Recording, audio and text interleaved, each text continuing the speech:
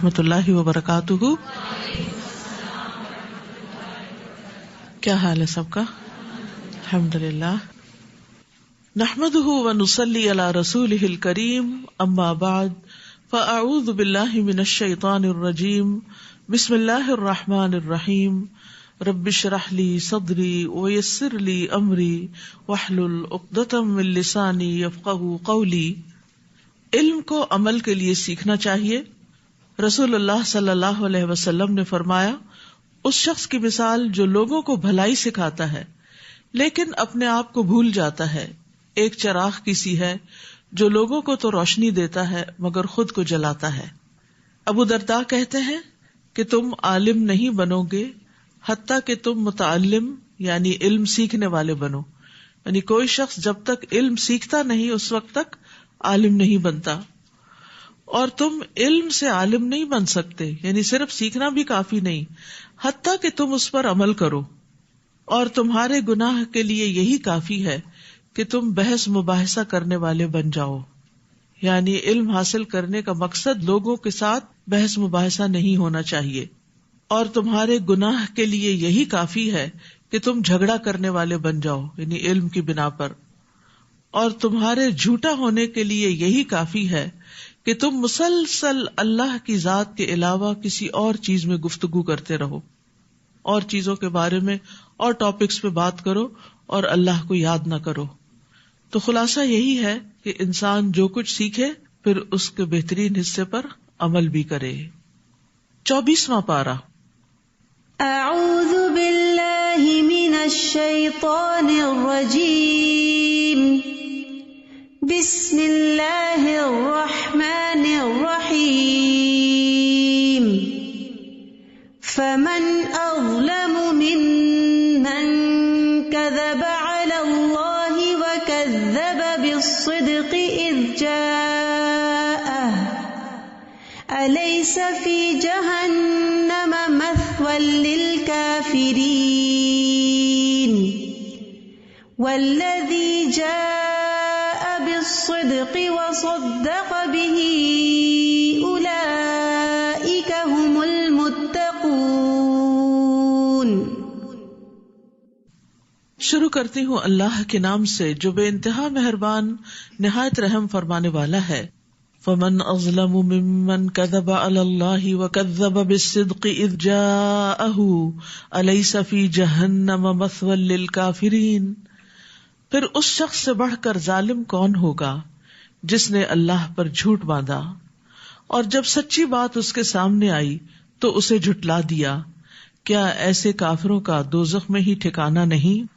یہاں اللہ سبحانہ تعالیٰ اپنے بندوں کو ڈراتے اور خبردار کرتے ہوئے فرما رہے ہیں کہ اس شخص سے بڑا کوئی ظالم نہیں ہو سکتا جو اللہ پہ جھوٹ باندھے، یعنی کسی ایسی چیز کو اللہ کی طرف منسوب کرے جو اس کے جلال کے شان کے لائق نہیں، یا پھر یہ کہ وہ نبوت کا دعویٰ کرے کہ مجھے اللہ نے نبی بنایا ہے حالانکہ اللہ نے اس کو نبی نہیں بنایا. اسی طرح جہالت کی بنا پر بھی اللہ سبحانہ تعالیٰ کی شان کے بارے میں، اس کی ذات کے بارے میں، اس کی صفات کے بارے میں کوئی غلط بات نہیں کرنی چاہیے. جیسے کہ سورۃ الاعراف میں آتا ہے وَأَن تَقُولُوا عَلَى اللَّهِ مَا لَا تَعْلَمُونَ، کہ اللہ کے بارے میں تم وہ بات کرو جو تم جانتے نہیں. تو یہ بدترین بات ہوتی ہے بغیر علم کے اللہ تعالیٰ کے متعلق کوئی بات کرنا. اسی طرح اس شخص سے بڑا ظالم بھی کوئی نہیں جس کے پاس حق واضح آیا، یعنی واضح دلائل کے ساتھ حق آ گیا لیکن اس نے حق کو نہیں مانا. تو حق کی تکذیب بھی بہت بڑا ظلم ہوتا ہے. ایسے لوگ جو اللہ پہ جھوٹ باندھے اور حق کو جھٹلائیں ان کا ٹھکانہ جہنم ہے. اور اس کے برعکس والذی جاء بالصدق وصدق به اولئک هم المتقون، اور جو شخص سچی بات لایا اور جس نے اس کی تصدیق کی تو یہی لوگ پرہیزگار ہیں.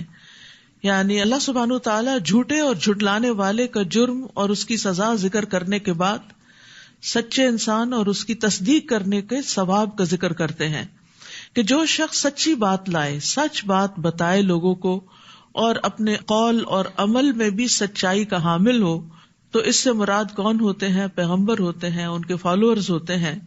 اور پھر جو ان کی تصدیق کرتے ہیں، وصدق بہ، سچی بات کو سچ ماننا بھی، یہ بھی ایک بہت بڑی نیکی ہے. کیونکہ بعض اوقات انسان سچی بات تو کرتا ہے، سچ بولتا ہے، سچ کو پسند بھی کرتا ہے، لیکن بعض اوقات انا کا شکار بھی ہو جاتا ہے اور کسی کی درست بات کو مان کے نہیں دیتا. تو انا کا شکار ہونا اور حق کو پہچاننے کے باوجود اس کا انکار کرنا، یہ بھی درست نہیں. لیکن جس کے اندر یہ دونوں صفات پائی جاتی ہوں، خود بھی سچا ہو اور اس کے ساتھ ساتھ وہ سچائی کی تصدیق کرے، یعنی سچ سامنے آ جائے تو اس کو سچ مانے، اس کو سچ کہے، تو یہی لوگ دراصل متقی ہوتے ہیں. کیونکہ تقویٰ کے علاوہ کوئی چیز نہیں جو انسان کے اندر یہ خوبی پیدا کرے.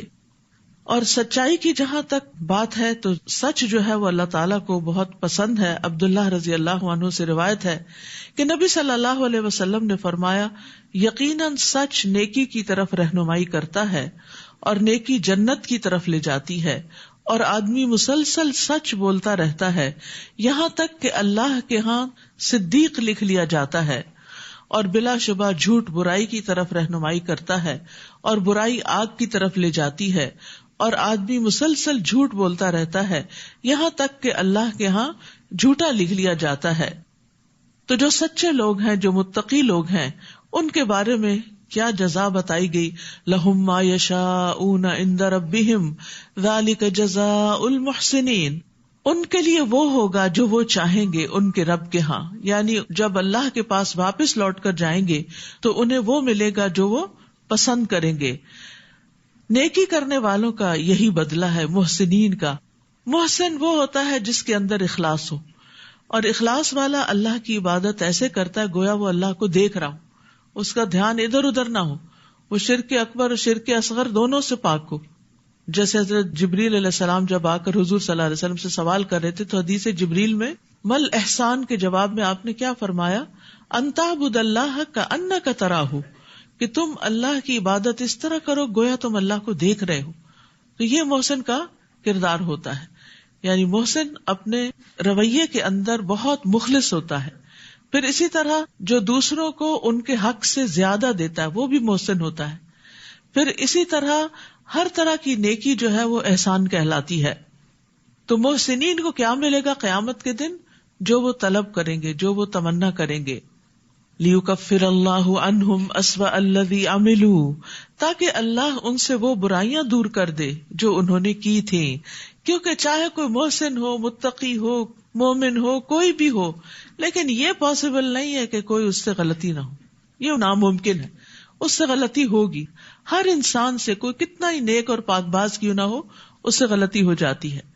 تو پھر ایسی صورت میں اللہ سبحانہ تعالیٰ محسنین کی برائیاں ان سے دور کر دے گا، تاکہ اللہ ان سے وہ برائیاں دور کر دے جو انہوں نے کی تھی، اور جو اچھے کام وہ کرتے رہے انہی کے لحاظ سے انہیں ان کا اجر عطا کرے. کیا اللہ تعالیٰ اپنے بندے کو کافی نہیں؟ اور یہ لوگ آپ کو ان سے ڈراتے ہیں جو اس کے سوا ہیں، اور جسے اللہ گمراہ کر دے اسے کوئی ہدایت دینے والا نہیں. تو یہاں پر ان لوگوں کی بات کی گئی ہے جو لوگوں کو اللہ کے علاوہ غیر اللہ سے ڈراتے، بتوں کی مار سے ڈراتے ہیں یا اپنے دیوتاؤں کے اثرات سے ڈراتے ہیں. لیکن مومن ہمیشہ صرف اللہ سے ڈرتا ہے. غیر اللہ سے ڈرنا مشرکین کا طریقہ ہے. تو انسان جب بھی کوئی کام کرے، جب بھی کوئی رسک لے، تو اس معاملے میں اللہ پر بھروسہ کرے، اللہ سے دعا کرے، کیونکہ اللہ ہی کام بنانے والا ہے. وَتَوَكَّلْ عَلَى الْحَيِّ الَّذِي لَا يَمُوتُ، آپ اس زندہ پر بھروسہ کرو جو کبھی مرے گا نہیں، اور وہ صرف اللہ ہی کی ذات ہے. اور جو اللہ پہ بھروسہ کرتا ہے اللہ اس کو کافی ہو جاتا ہے. اور آپ دیکھیے کہ جب آپ اپنے معاملات اللہ کے سپرد کرتے ہیں اور بھروسہ کرتے ہیں تو آپ کا دل بڑا ہو جاتا ہے، آپ کی ہمت بڑھ جاتی، آپ سمجھتے ہیں کہ کوئی ہے جو یہ سب کچھ کر سکتا ہے. وَمَن يَتَوَكَّلْ عَلَى اللَّهِ فَهُوَ حَسْبُهُ، جو کوئی اللہ پہ بھروسہ کرے تو وہ اسے کافی ہو جاتا ہے. اور اسی طرح اللہ پر بھروسہ کرنے سے انسان کو دشمن سے حفاظت بھی ملتی ہے. جیسا کہ اس مشہور واقعے میں ہم دیکھتے ہیں کہ نبی صلی اللہ علیہ وسلم ایک غزوے کے بعد دوپہر کو کہیں آرام کر رہے تھے ایک درخت کے سائے تلے، اور آپ کی تلوار اس درخت کے ساتھ لٹک رہی تھی. تو اتنے میں ایک دشمن آیا اور اس نے وہ تلوار اتار کر آپ کے اوپر سونت دی اور آپ سے کہا کہ آپ کو مجھ سے کون بچائے گا. تو آپ نے کیا فرمایا؟ میرا اللہ. آپ سوچئے وہ کیا سچویشن ہوگی کہ جب سر پہ ایک شخص تلوار لہرائے کھڑا ہے، اس وقت انسان کو کچھ سوچتا بھی نہیں. لیکن انبیاء کا ایمان کامل ایمان ہوتا ہے جس کے اندر توکل بھی ہوتی ہے، کیونکہ توکل بھی ایمان کا حصہ ہے. وَمَن يَهْدِ اللَّهُ فَمَا لَهُ مِن مُضِلٍّ أَلَيْسَ اللَّهُ بِعَزِيزٍ ذِي انتقام. اور جسے اللہ ہدایت دے دے اسے کوئی گمراہ کرنے والا نہیں. کیا اللہ سب پر غالب اور انتقام لینے والا نہیں؟ اور اگر آپ ان سے پوچھیں کہ آسمانوں اور زمین کو کس نے پیدا کیا تو یقیناً کہیں گے کہ اللہ نے. یعنی مشرکین مکہ بھی اس بات کو مانتے تھے کہ آسمان و زمین کا خالق، ہر چیز کا خالق اللہ ہی ہے. ان کے پتھر اور لکڑی کے بت کسی چیز کو پیدا کرنے کے قابل نہیں، بلکہ انہوں نے خود ہی ان کو بنایا ہے. تو یقیناً کہیں گے کہ اللہ نے. آپ انہیں کہیے بھلا دیکھو جنہیں تم اللہ کے سوا پکارتے ہو، اگر اللہ مجھے کوئی تکلیف پہنچانا چاہے تو تمہارے معبود اس کی پہنچائی ہوئی تکلیف کو کیا دور کر سکتے ہیں؟ نہیں. یا اگر وہ مجھ پر رحمت کرنا چاہے تو یہ اس کی رحمت کو روک سکتے ہیں؟ نہیں. آپ ان سے کہیے مجھے اللہ کافی ہے، اور بھروسہ کرنے والے اسی پر ہی بھروسہ کرتے ہیں. قل حسبی اللہ علیہ یتوکل المتوکلون. سورۃ الزمر جو ہے اس میں توحید کا سبق ہے، اور توکل بھی توحید کا ایک حصہ ہے. اور اس توکل کے لیے جو الفاظ استعمال کرنے چاہیے وہ بھی یہاں سکھا دیے گئے ہیں. آپ کہہ دیجئے کہ قل حسبی اللہ، کہ اللہ مجھے کافی ہے. یہ کلمہ جو ہے حسبی اللہ ایک مبارک کلمہ ہے جو دو مقامات پر کہا جاتا ہے. ایک نفع حاصل کرنے کے موقع پر، یعنی جس وقت انسان کو کوئی فائدہ حاصل کرنا ہو، اور دوسرے نقصان کو دور کرنے کے موقع پر. اور ہم دیکھتے ہیں کہ دو عظیم پیغمبروں نے یہ دعا مانگی. ایک تو ابراہیم علیہ السلام نے اس وقت یہ کلمہ پڑھا تھا جب ان کو آگ میں پھینکا جا رہا تھا، اور دوسرے محمد صلی اللہ علیہ وسلم نے جب لوگوں نے مسلمانوں کو ڈرانے کے لیے کہا تھا کہ لوگوں نے تمہارے لیے فوج جمع کر لی ہے تو لوگوں سے ڈرو، تو اس بات نے ان کا ایمان بڑھا دیا، اور انہوں نے کہا کہ ہمیں اللہ ہی کافی ہے اور وہ اچھا کارساز ہے. آپ ان سے کہیے اے میری قوم، تم اپنی جگہ کام کرتے جاؤ، میں اپنی جگہ کر رہا ہوں، پھر جلد ہی تمہیں معلوم ہو جائے گا کہ کس پر ایسا عذاب آتا ہے جو اسے رسوا کر دے، اور اس پر دائمی عذاب نازل ہوتا ہے. تو دنیا اور آخرت میں جو رسوائی ہے وہ اللہ کے عذاب کی شکل میں ہوتی ہے. اور ہم دیکھتے ہیں کہ جس کی انہیں دھمکی دی گئی وہ کفار مکہ کے ساتھ پوری ہو کر رہی. دنیا میں بھی اللہ نے ان کو عذاب دیا، جیسے وہ قتل ہوئے، قیدی بنے، بھوک اور قحط میں مبتلا ہوئے، اور اسی طرح پھر بدر کے میدان میں پہنچے اور پھر وہاں سے جہنم رسید ہوئے. تو انسان کو ہمیشہ اللہ سے اپنے گناہوں کی وجہ سے جو سزا آتی ہے اس سے بچنے کے لیے دعا کرنی چاہیے. اللہم انی اعوذ بک من الفقر والقلۃ والذلۃ وان اظلم او اظلم. اور اسی طرح اللہم احسن عاقبتنا فی الامور کلها واجرنا من خزی الدنیا وعذاب الآخرہ، کہ اللہ ہمارے تمام معاملات کا انجام اچھا کر اور ہمیں دنیا کی رسوائی اور آخرت کے عذاب سے محفوظ فرما. انا انزلنا علیک الکتاب للناس بالحق، بلا شبہ ہم نے یہ کتاب تمام لوگوں کے لیے آپ پر حق کے ساتھ نازل کی ہے.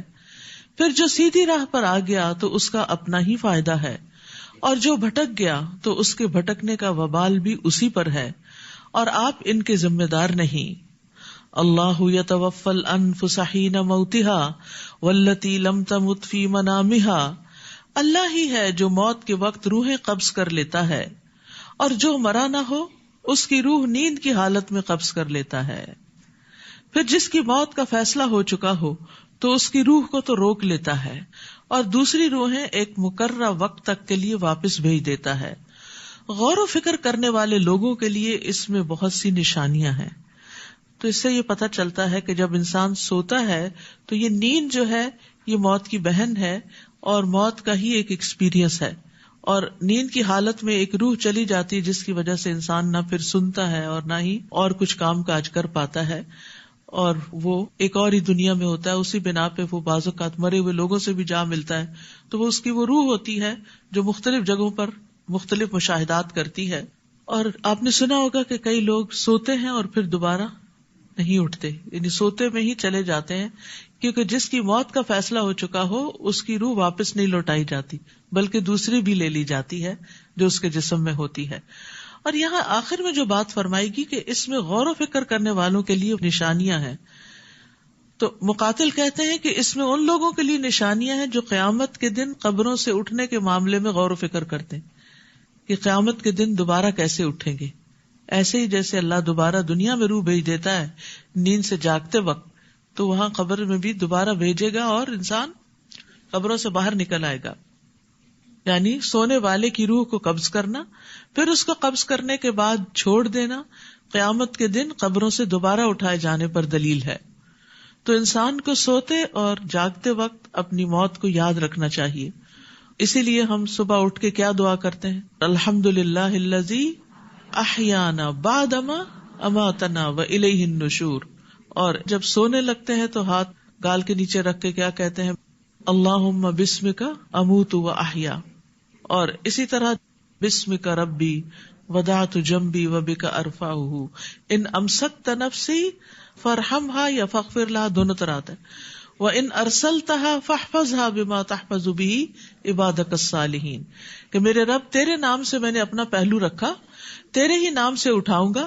اگر تو نے میری جان کو روک لیا تو اس پہ رحم کرنا، یعنی اگر روح واپس نہیں لوٹائی تو رحم فرمانا، اور اگر اس کو چھوڑ دیا یعنی زندگی باقی رکھی تو اس کی اس طرح حفاظت کرنا جس طرح تو اپنے نیک بندوں کی حفاظت کرتا ہے. تو اس سے یہ بھی پتہ چلتا ہے کہ اللہ اپنے نیک بندوں کی حفاظت کرتا ہے. تو اگر ہم حفاظت چاہتے ہیں تو ہمیں زیادہ سے زیادہ نیک کام کرنے چاہیے اور گناہوں کو چھوڑ دینا چاہیے. کیا ان لوگوں نے اللہ کے سوا کچھ اور سفارشی بنا رکھے ہیں؟ آپ ان سے کہیے اگر وہ کسی چیز کا اختیار ہی نہ رکھتے ہوں اور نہ عقل رکھتے ہوں تو پھر سفارش کیسے کریں گے؟ آپ ان سے کہیے کہ سفارش پوری کی پوری اللہ ہی کے اختیار میں ہے، آسمانوں اور زمین میں اسی کی حکومت ہے، پھر تم اسی کی طرف لوٹائے جاؤ گے. اور جب اللہ اکیلے کا ذکر کیا جائے تو جو لوگ آخرت پر ایمان نہیں رکھتے ان کے دل گھٹ جاتے ہیں، اور جب اللہ کے علاوہ دوسروں کا ذکر کیا جائے تو بڑے خوش ہو جاتے ہیں. ہمیں بھی سوچنا چاہیے کہ ہمارا دل کس بات پہ گھٹتا ہے اور کس پہ خوش ہوتا ہے. کیا اللہ کے ذکر پہ تو نہیں ہمارا دل گھٹتا کہ ہاں اتنی دیر اللہ کی باتیں سننی پڑے گی یا پڑھنی ہوگی یا کرنی ہوگی کوئی. لیکن دوسری طرف مومن جو ہوتا ہے جب اللہ کا ذکر کیا جاتا ہے تو اس کا دل خوش ہو جاتا ہے، مطمئن ہو جاتا ہے، وہ دل لگا کے وہ بات سنتا ہے. اور مشرکین کیا کرتے تھے؟ غیر اللہ کے ذکر سے خوش ہوتے تھے اور اللہ کے ذکر پر ان کے دل گھٹ جاتے تھے. اور یہ ہر انسان پہ ویری کرتا ہے کہ وہ کس چیز کو پسند کرتا ہے، کیونکہ جو جس چیز کو پسند کرتا ہے اس کا ذکر آتے ہی اس کے منہ پہ مسکراہٹ آ جاتی. یعنی آپ دیکھیے اپنی عام زندگی میں بھی کہ کون سی چیزیں ہیں جن کے ذکر سے بھی آپ خوش ہو جاتے ہیں، تو یقیناً وہ چیزیں ہوں گی جو آپ کی پسندیدہ ہیں. اور کون سی چیزیں ہیں جن کا نام سنتے ہی آپ کے اندر ایک وحشت اور گھبراہٹ شروع ہو جاتی ہے. تو اس سے بھی آپ اپنا جائزہ لے سکتے ہیں کہ آپ کہاں کھڑے ہیں، یعنی آپ کا ایمان کتنا ہے اور آپ کی دلچسپیاں کتنی ہیں. تو ایمان والے جو ہیں وہ دن کے مختلف اوقات میں اللہ کو یاد کرتے ہیں اور اس کی طرف رجوع کرتے ہیں اور خوش ہوتے ہیں. مثلاً آپ صبح اٹھتے ہیں تو اللہ کو یاد کرتے ہیں، اذان سنتے ہیں تو اللہ کو یاد کرتے ہیں، وضو کرتے ہیں تو پھر اللہ کا ذکر کرتے ہیں، نماز بذات خود ذکر ہے، نماز کے بعد بھی کرتے ہیں، پھر صبح شام کی اذکار کرتے ہیں، کھانا کھاتے ہیں. تو یہ اس طرح کی جتنی بھی دعائیں ہیں یہ ساری ایک کتاب ہے دعا کیجیے اور اسٹال پہ اویلیبل بھی ہے. اس میں دن میں اور مختلف مواقع پہ جو دعائیں مومن کرتا ہے، قرآن کی دعائیں، سنت سے دعائیں، والدین کے لیے دعائیں، بخشش کی دعائیں، آئینہ دیکھنے کی دعائیں، اور بہت سی دعائیں جو انسان کو کرنی چاہیے جو نبی صلی اللہ علیہ وسلم سے ثابت ہے. میں سمجھتی ہوں ہر گھر میں یہ کتاب ہونی چاہیے تاکہ کسی بھی موقع کی مناسبت سے وہ دعائیں نکال کر انسان پڑھ سکتا ہے، یا روٹین میں بھی انسان تھوڑی تھوڑی کر کے روز ان چیزوں کو یاد بھی کر سکتا ہے اور پڑھ بھی سکتا ہے. قل اللہم فاطر السماوات والارض عالم الغیب والشہادہ انت تحکم بین عبادک فیما کانوا فیہ یختلفون. آپ کہیے اے اللہ آسمانوں اور زمین کے پیدا کرنے والے، غیب اور حاضر کو جاننے والے، تو ہی اپنے بندوں میں ایسی چیز کا فیصلہ کرے گا جس میں وہ اختلاف کر رہے ہیں، اور اگر ان ظالموں کو زمین کی ساری دولت میسر ہو اور اتنی ہی اور بھی ہو تو وہ روز قیامت کے برے عذاب سے بچنے کے لیے فدیے میں دینے کو تیار ہو جائیں گے. اس دن اللہ کی طرف سے ان کے لیے ایسا عذاب ظاہر ہوگا جو ان کے وہم و گمان میں بھی نہ ہوگا. تو یہاں ہم دیکھتے ہیں کہ یہ جو بات ہے نا وَبَدَا لَهُم مِّنَ اللَّهِ مَا لَمْ يَكُونُوا يَحْتَسِبُونَ، کہ اس دن اللہ کی طرف سے ایسا عذاب ظاہر ہوگا جس کا انہوں نے سوچا بھی نہ ہوگا. تو پائس پری ڈیسیسرز اسلاف جو تھے وہ اس آیت سے بہت ڈرتے تھے کہ کہیں ایسا نہ ہو کہ ہم یہ سمجھے کہ ہم بڑے اچھے اچھے کام کر رہے ہیں اور کل جائیں اور وہاں دیکھیں تو وہ اچھے کاموں میں شامل ہی نہیں ہوئے ہوں. مجاہد کہتے ہیں کہ انہوں نے ایسے عمل کیے جنہیں وہ نیک سمجھتے تھے لیکن اصل میں وہ برے تھے. انٹینشن کی وجہ سے ہو گئے یا طریقہ غلط تھا یا کوئی بدعت تھی، اور ہو سکتا ہے کہ انہوں نے یہ گمان کر لیا ہو کہ ان کے یہ گناہ توبہ کے بغیر ہی معاف ہو جائیں گے. یہ تو چھوٹی سی بات ہے. دیکھیں جن گناہوں کو ہم چھوٹا سمجھتے ہیں نا ان پہ توبہ نہیں کرتے، لیکن کل کو وہی بہت بڑے بن سکتے ہیں. سفیان ثوری کہتے ہیں ریاکاری کرنے والوں کے لیے تباہی ہے، تباہی ہے. یہ آیت ان کے بارے میں ہے، یہ ان کا قصہ ہے. اکرمہ بن عمار کہتے ہیں کہ محمد بن منقدر اپنی موت کے وقت بہت زیادہ گھبرائے، گھبراہٹ طاری ہو گئی. تو ان کو کہا گیا یہ خوف اور گھبراہٹ کس بات پہ ہے؟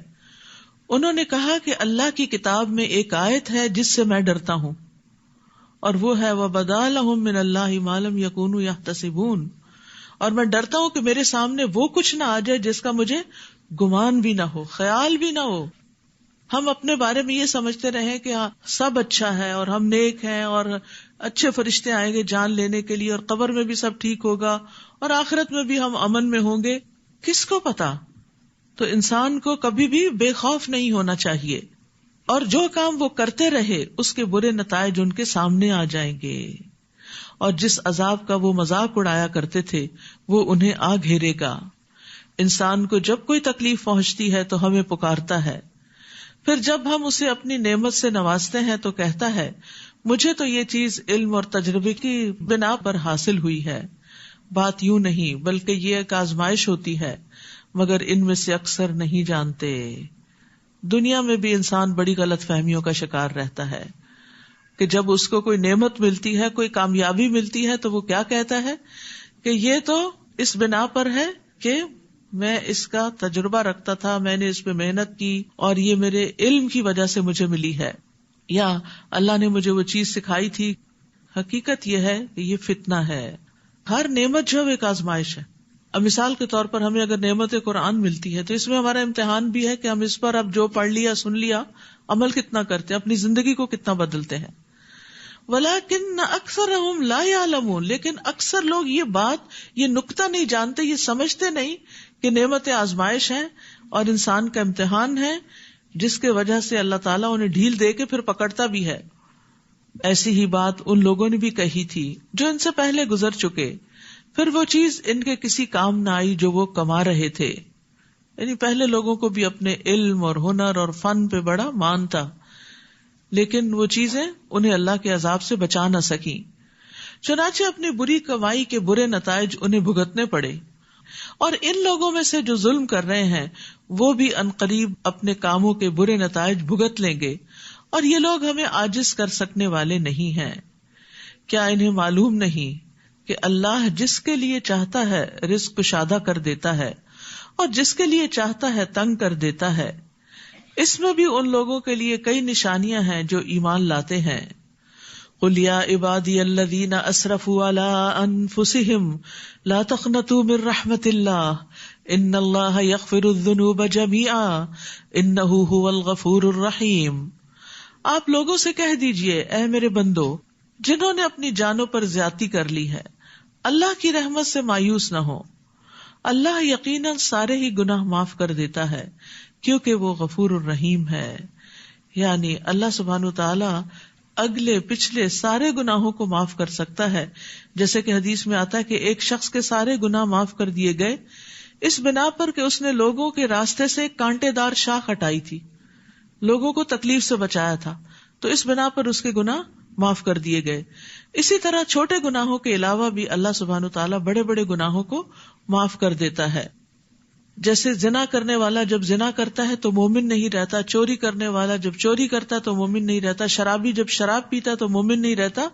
لیکن پھر بھی اس کے لیے توبہ کا دروازہ کھلا ہے کہ اگر کوئی شرمندہ ہو کر واپس پلٹتا ہے اور اللہ سے معافی مانگ لیتا ہے اور آئندہ نہ کرنے کا عہد کر لیتا ہے تو اللہ تعالیٰ اس کو بھی معاف کر دیتا ہے.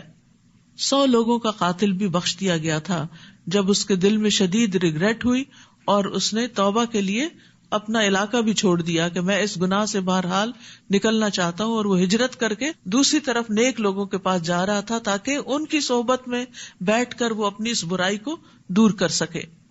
وَأَنِيبُوا إِلَىٰ رَبِّكُمْ، اور اپنے رب کی طرف رجوع کرو. وَأَسْلِمُوا لَهُ، اور اس کا حکم مان لو. مِن قَبْلِ أَن يَأْتِيَكُمُ الْعَذَابُ، اس سے پہلے کہ تم پر عذاب آئے پھر تمہیں کہیں سے بھی مدد نہ مل سکے. یعنی توبہ میں دیر نہیں کرنی چاہیے، بار بار اللہ کی طرف رجوع کرنا چاہیے، بار بار پلٹنا چاہیے، بار بار اپنے اسلام کا اقرار کرنا چاہیے کہ اللہم اسلمت نفسی الیک، اللہ میں نے اپنا آپ تیرے حوالے کر دیا. واتبعوا احسن ما انزل الیکم من ربکم، اور جو کچھ تمہاری طرف تمہارے رب کی جانب سے نازل ہوا ہے اس کے بہترین حصے کی پیروی کرو، اس سے قبل کہ اچانک تم پر عذاب آ جائے اور تمہیں خبر بھی نہ ہو. یعنی جب کوئی مصیبت آتی ہے تو بعض اوقات اتنی اچانک آتی ہے کہ انسان کہتا ہے میں نے تو کبھی سوچا ہی نہیں تھا. تو اسی طرح انسان کو اپنی زندگی کا ہی نہیں پتا کہ کس وقت یہ پرندہ یہاں سے اڑ جائے، ہمارے اندر سے نکل کے روح چلی جائے اور انسان اس کے بعد ہونٹ ہلانے کے بھی قابل نہ رہے. تو اس لیے انسان کو جو مہلت ملی ہے، جو موقع ملا ہے، جو وقت ملا ہے، اس سے فائدہ اٹھا لے. ان تقول نفس یا حسرتا علی ما فرطت فی جنب اللہ وان کنت لمن الساخرین، کہیں ایسا نہ ہو کہ اس وقت کوئی کہنے لگے، یعنی جب مصیبت سامنے آ جائے، موت سامنے آ جائے، جب توبہ کا دروازہ بند ہو جائے، افسوس میری اس کوتاہی پر جو میں اللہ کے حق میں کرتا رہا اور میں تو مذاق اڑانے والوں میں سے تھا. یعنی میں نے تو دین کو کبھی سیریسلی لیا ہی نہیں تھا، میں نے تو اس کو بس ایک کھیل تماشا بنا رکھا تھا. یا یوں کہے لو ان اللہ ہدانی لکنت من المتقین، اگر اللہ مجھے ہدایت دیتا تو میں بھی پرہیزگاروں میں سے ہوتا. یا جب عذاب دیکھے تو کہنے لگے لو ان لی کرۃ فاکون من المحسنین، مجھے ایک اور موقع مل جائے تو میں نیک کام کرنے والوں میں شامل ہو جاؤں. بلا قد جاءتک آیاتی فکذبت بها واستکبرت وکنت من الکافرین، اللہ فرمائے گا کیوں نہیں، تیرے پاس میری آیات آئیں تو تو نے انہیں جھٹلا دیا اور اکڑ بیٹھا، اور تو تھا ہی کافروں میں سے، انکار کرنے والوں میں سے، یعنی تو نے مان کر ہی نہیں دیا. وَيَوْمَ الْقِيَامَةِ تَرَى الَّذِينَ كَذَبُوا عَلَى اللَّهِ وُجُوهُهُمْ مُسْوَدَّةٌ، جن لوگوں نے اللہ پر جھوٹ بولا تھا قیامت کے دن آپ دیکھ لیں گے کہ ان کے چہرے سیاہ ہو رہے ہوں گے. پارے کا آغاز اسی بات سے شروع ہوا کہ اس سے بڑا ظالم کون ہے جو اللہ پہ جھوٹ باندھے، اور یہاں اس کی سزا بتا دی گئی کہ جو اللہ پہ جھوٹ باندھتے ہیں قیامت کے دن ان کے چہرے سیاہ ہوں گے. کیا جہنم میں تکبر کرنے والوں کا ٹھکانہ نہیں، یعنی بہت ہے. وَيُنَجِّ اللَّهُ الَّذِينَ اتَّقَوْا بِمَفَازَتِهِمْ لَا يَمَسُّهُمُ السُّوءُ وَلَا هُمْ يَحْزَنُونَ، اور جو لوگ اللہ سے ڈرتے رہے اللہ انہیں ان کی کامیابی کی وجہ سے ہر جگہ پر نجات دے گا، انہیں نہ تو کوئی تکلیف پہنچے گی اور نہ وہ غمزدہ ہوں گے. اللہ خالق کل شیء وہو علی کل شیء وکیل، اللہ ہی ہر چیز کا خالق ہے، ہر چیز اللہ نے پیدا کی ہے اور وہی ہر چیز کا نگہبان بھی ہے، سب چیزوں کی نگرانی بھی وہی کر رہا ہے کہ یہ چیزیں کیسے کام کر رہی ہیں اس کی منشا کے مطابق یا نہیں. لہو مقالید السماوات والارض، آسمانوں اور زمین کی کنجیاں اسی کے پاس ہیں، سارے خزانوں کا مالک وہی ہے، اور جن لوگوں نے اللہ کی آیات کا انکار کیا وہی خسارہ اٹھانے والے ہیں.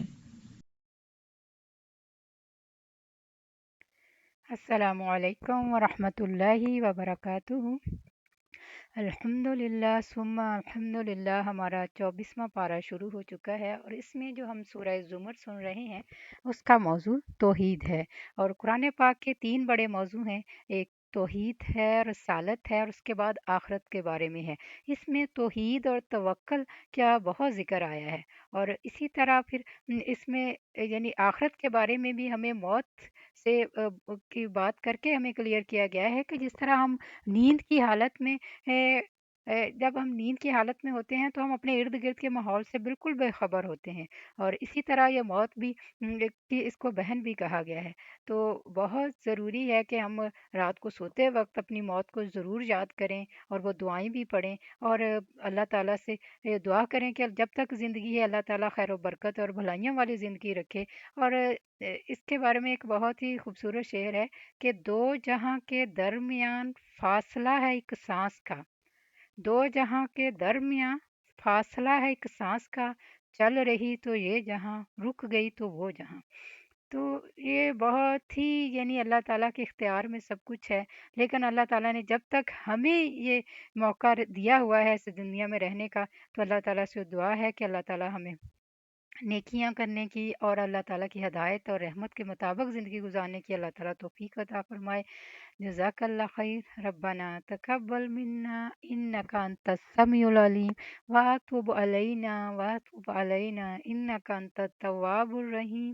سبحان ربک رب العزت عما یصفون، سلام علی المرسلین، الحمد للہ رب العالمین۔